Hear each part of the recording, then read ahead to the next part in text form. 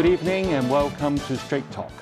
This is Eugene Chan, and our guest tonight is the Honourable Matthew Cheung, our Chief Secretary for Administration. Welcome, CS. Thank you very much for having me, Eugene. Call me Matthew, it's easier. Right, thank you. Right, what we want to talk about tonight is about the latest vaccination incentives and how is that going to affect Hong Kong. Let's get to some background. We had our first COVID case in January last year. It's like 16 months from then. It's been a long time, and we all felt that we've been through, like, we can't have free travel. We have to, when you go out and eat, you've got to look at your watch, and your kids are staying home, etc., etc. And the word anti-epidemic fatigue is very familiar. And both yourself and me, we had the 2 shots of vaccines, and theoretically we are safe, but for best practices, we are still wearing our mask. Right. So maybe this is a very good occasion for CS or Matthew to share with our audience what is the latest government incentives in getting the population to go and get vaccinated. Now, first of all, it's very important to get vaccinated. First of all, it protects yourself. And at the same time, if a large number of people get vaccinated, then we'll create an immunity barrier. And that is very important to combating the epidemic in Hong Kong. So vaccination is really the key to tackling the problem of pandemic all over the world. That's why the whole world is now really seeking vaccines everywhere in the world. We are very lucky in Hong Kong in the sense that we've got enough capacity for the whole population. Up to last night, 1.49 million vaccines have been administered for Hong Kong people. And of these, over 500,000 the second dose, which means that after 14 days, these people could be described as fully vaccinated. So the more, the better, of course, in terms of the effects of protecting the whole community. We call it herd immunity in medical terms, you know. So that's why we are very, very serious about it. We are actively promoting it, and we encourage everybody, really, to protect themselves, at the same time protect their families and their friends, and the whole community in the end. And what are the latest incentives in getting people to get vaccinated? Well, we are promoting it widely now. At the same time, of course, education is very important, and seeing is believing. Now, you and I have been vaccinated. We've been fully vaccinated. We're 14 days already gone. I actually vaccinated second doses 3-4 weeks ago. So we are all so-called fully vaccinated. The more, the better. In fact, we need the whole population. You know, as I said last night, 1.491 million, the first dose is administered. And of these, slightly over 500,000 second dose, which means that representing only 7.5% of the population aged 16 and above. You know, we're still a long way to go. In some countries, they do offer monetary sweeteners for people to get vaccinated. Has Hong Kong ever considered that at all? Yeah, we've considered all options already. For example, we've devised a new strategy called New Direction. The New Direction is very simple. In simple terms, it means, on one hand, we keep the epidemic in check. That's very important. On the other hand, we want to restore the community, the whole economy to normality at the same time. In other words, in tandem, in parallel. That's why you can see that we're operating on the basis of because vaccine bubble. Right. Vaccine bubble is very important. Yeah. Air travel, we got a travel bubble now with Singapore, hopefully kicking off end of this month, you know. That we'll get to later in the program. That will be a very important step forward. We are negotiating, of course, we're exploring other countries as well. We've got 10 other countries in mind. And top of the list, of course, is Australia and New Zealand. We're trying to explore and liaise with them, the respective departments concerned. Hope to really, you know, have a breakthrough. And also at the same time, for even restricted premises, there's scheduled premises which we've closed down for some time. We've reopened them now, but with very strict control measures, like use the Leave Home Safe app. Is a must, of course. You know, if you have your first jab, then of course, you know, particularly for workers working in the catering business, then you can operate until certain hours. You know, have more people per table and so on. This is really incentives operating at the moment. You know? In the past, year, you see it with the mainland and Macau, you see that the vaccination program and economic recovery has been doing slightly better than Hong Kong. Are we going to catch up? In other words, with all the latest incentives, will this be a turning point for Hong Kong? We are leaving no stone unturned. You're absolutely right. We've reached the crossroads. It's a turning point. Because vaccination is the key, it's the answer, really. As far as medical science goes at the moment, everybody is talking about vaccination all over the world. Okay. You know that the food businesses in particular have been quite badly affected. And is the government doing enough to help them? Let's listen to what Tommy Cheung has to say. Right. I have always said to the government that they should balance, controlling the virus with the economy. And at the same time, the economy or the business itself, we should help the government to control the virus.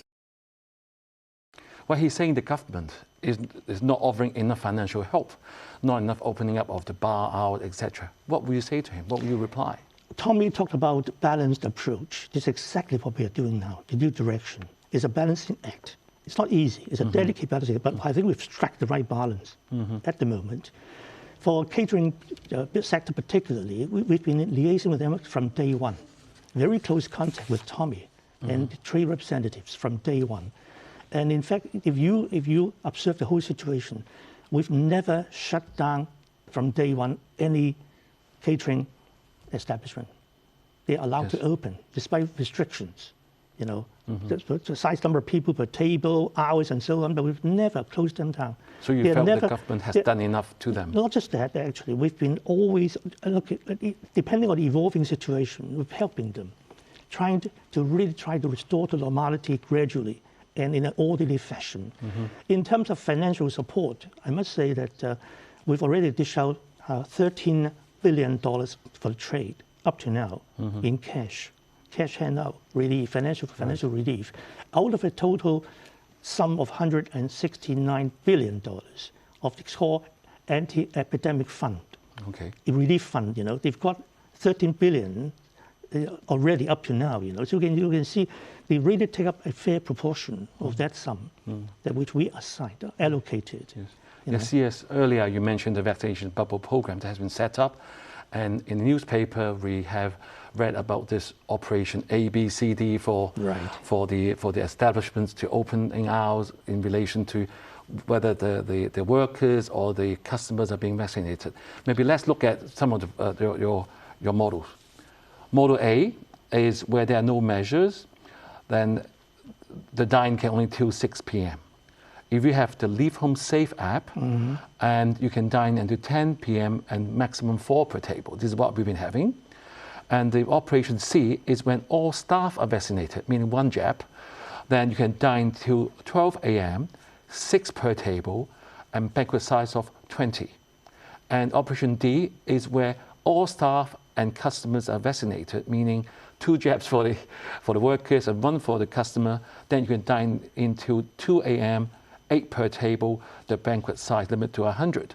All right. It's quite complicated, Chief Secretary. How are we going to work this out in reality? Well, it sounds complicated, I agree entirely. But in fact, if you look at it carefully, in practical terms, that's not difficult to understand. We're talking about balanced approach, exactly the phrase that Tommy Cheung used. It's actually striking a balance between control measures, protecting public health. At the same time, as you say, incentivize the hit-ring sectors to go for vaccination at the same time to get the staff vaccinated. If you get all your staff vaccinated, even first jab, the first dose, you're allowed to open and certain hours more, more customers and so on. That's why you did the flexibility there. We're doing the flexibility at the same time, we're doing the incentives. That's where the two interplay, in a very balanced way. I would like to bring up a few points. I have talked to some restaurant people who said to me they have difficulty in getting the staff that have enough staff for have vaccination. Some of their premises have the premise size restriction where they can't have A, B, C, and D areas. And sometimes they even have problem of implementation to even getting the inoculation record on the phone. It can be difficult. How are you going to help them? Now, we of course, in terms of enforcement, we'll be sensibly enforce the whole thing. Our inspectors will go there from time to time, and of course, the trade can always reflect their concern to us. But as I said, these 4 modes are actually aimed at being flexible. As I said, flexibility is the key. In other words, if you can't reach all the thresholds, that's status quo. We can continue the present arrangement. But if you want more customers, more business, then one threshold higher up, that's where the incentives lie. And in fact, that's where the flexibility and protection as well. We have to protect the customers, protect the staff as well. So it's a question of balanced approach. Yes. But at the end of the day, I would encourage everybody in Hong Kong to get vaccinated. Yes. There's no reason why one shouldn't vaccinate. Yes, I read in an article, they put in a very interesting scenario. They said Mother's Day is coming up. When you have a family of 8 going to a restaurant where 5 of them have the Leave Home app, Safe app, 3 don't, and 3 are only vaccinated, then how are they going to be seated? I mean, just give all these scenarios. I think we have to give more guidelines so that the restaurant will be able to help to make this happen. Certainly, we will help the trades. As I said, we are liaising with them closely, in touch with them almost every day. Tommy really, one of our advisor and executive council, very close liaison has been maintained throughout, particularly for the catering sector, because they employ a large number of people. Yes, okay. They are essential for Hong Kong. A lot of people eat outside. We'll take a quick break and see you soon. Sure.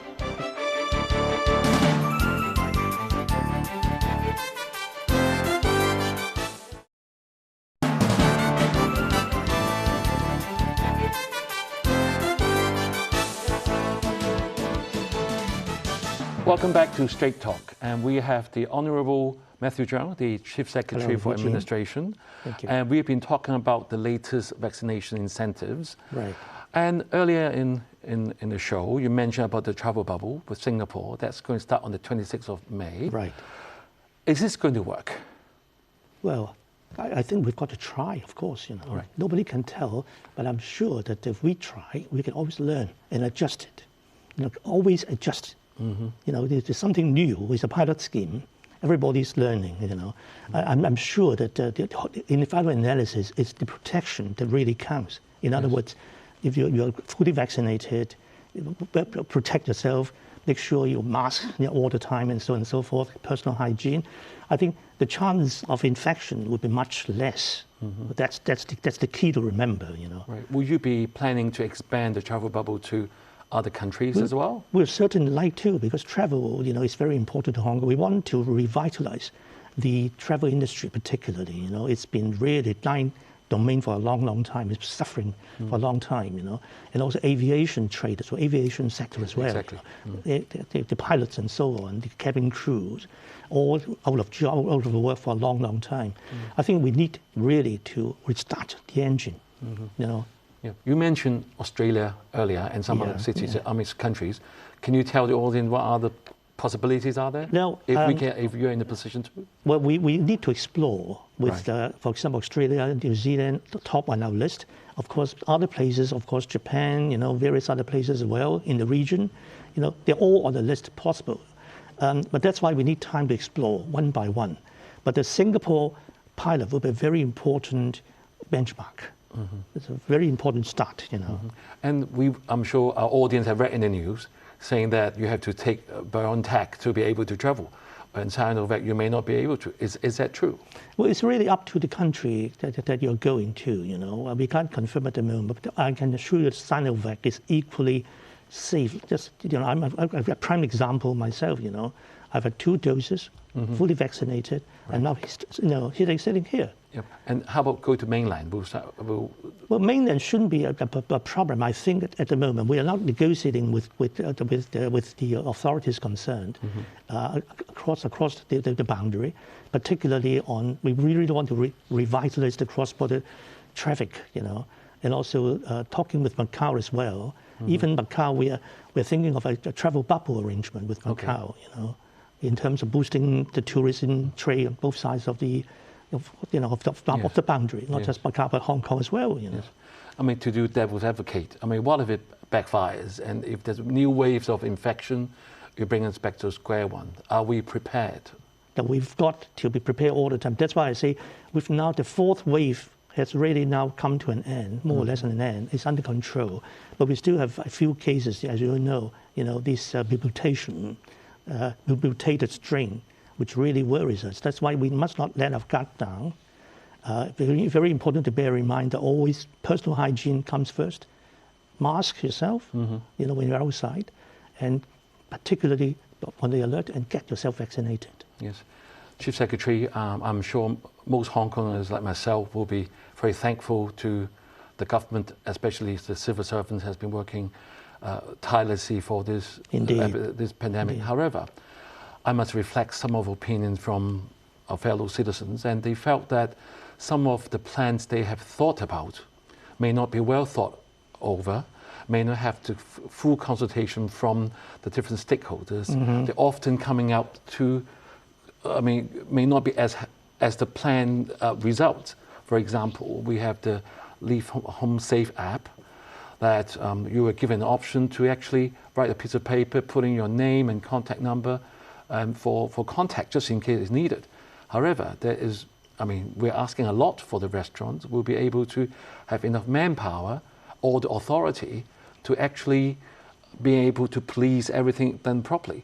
And it has been told that some of the information that was filled is actually looks like it is not genuine information. So how can we improve that in the future? I think civic responsibility comes here.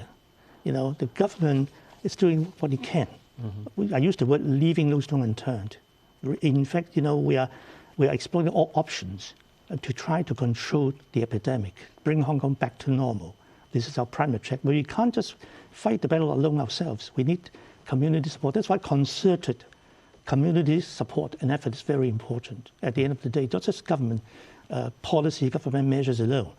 Talking about our colleagues, they've been working very hard. I'm very, very grateful to use the word. They work long hours. In fact, they work very long hours. A few examples come to my mind. One is the so-called lockdown of districts of buildings, for example. In recent months, since January, we've mounted a number of operations. Each time is very successful. But don't forget that behind each operation, we got hundreds of government colleagues working round the clock, planning, executing, and make sure that it's well delivered. All the concerns of the population, the residents, are addressed, and so on. And another example is the contact tracing team with Center for Protection of Health. I've managed to really, enlist the support of the discipline services department, the departments concerned, police, fire services, customs, immigration, and so on. So fire services form a team of 200 plus. A very, very experienced staff, particularly in investigation. They've actually joined the contact tracing team and managed to track down almost all concerned from this gym cluster some time ago, Yes. Very successful. Over 1,500 tracked down, and a large number actually, arranged them to go to quarantine centers as well. And that's a good example of collective efforts. Yes. Chief Secretary, the government now require the civil servants to swear an oath to their allegiance to our country and Hong Kong. Do you think that's going to help the performance? Well, I don't think it will affect the performance at all. It's incumbent on every civil servant, in fact, joining the civil service to swear allegiance, upholding the basic law. It's really a must. And also, supporting your government is also a must. Hong Kong is our home. The reason why one joins the civil service is to serve the community, to serve Hong Kong. So that's really something inherent in a civil servant. I don't think it will affect the performance at all. Actually, we had friends from overseas, and often I hear comments such that in Hong Kong we're very fortunate because we have enough vaccines for the whole population. Absolutely. And continuously we're doing new measures. Like a few days ago, your measures against the domestic workers population, there have been new measures. However, the take-up rate, so-called, at this moment, as you mentioned earlier, is not very high. It's about 12% that may have the first dose. I think it's close to 14% now. 14% now. Yeah. 936,000 people. Yeah, yeah.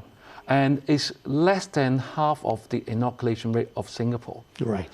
And we have Professor Lau Yulong, one of the member of the Government Advisory Panel on COVID-19 vaccine. He said it could due to vaccine hesitancy, internal conflict, or mistrust. Do you agree? And how are we going to solve those matters? Because vaccination is kind of like the silver bullet for our disease. Right. So what will you say? What would you do? I think a combination of public education, incentivizing people to get vaccinated, and at the end of the day, we need to really debunk any myth about the side effects of the vaccine, particularly the adverse effects of the vaccine. A lot of stories in the media, absolutely unwarranted, playing up number of deaths, since when, this lady, this gentleman vaccinated, and then absolutely no relationship at all. Absolutely no relationship at all. So this is unhelpful. That's why we need to really clear the air, debunk any myth as quickly as possible. How can we improve that trust with the central government? I mean, it's a wider question, but anything you can think of we can do and help? Well, of course, yes, as I said, we are every day, doing our very best. For example, in terms of these control measures, trying to open up travel bubbles and so on and so forth. All this in the right direction. It's really telling people of Hong Kong that, there's nothing to worry about. Hong Kong is about to restart once the epidemic is under control. In fact, we are very keen to restart the engine of Hong Kong. So you would agree to the statement that we're at a turning point and we're definitely going up? Absolutely, not just turning point. It's about time for us Hong Kong to restart the engine, and then about Hong Kong will fly high once the epidemic is under control. But we count on the whole community to join hands, particularly in terms of personal health. For your own sake, get yourself vaccinated, protect your family, protect your friends and community. Right, so thank you, Matthew, being Chief Secretary for Administration, for answering a lot of questions on the vaccine. My pleasure. And I'm sure all of us will agree that we will work hard together to get the herd immunity. And remember, time is of essence, isn't it, Chief Secretary? Yep, absolutely. Right, have a good week and see you soon. Thank you very much. Thank you. Thank you.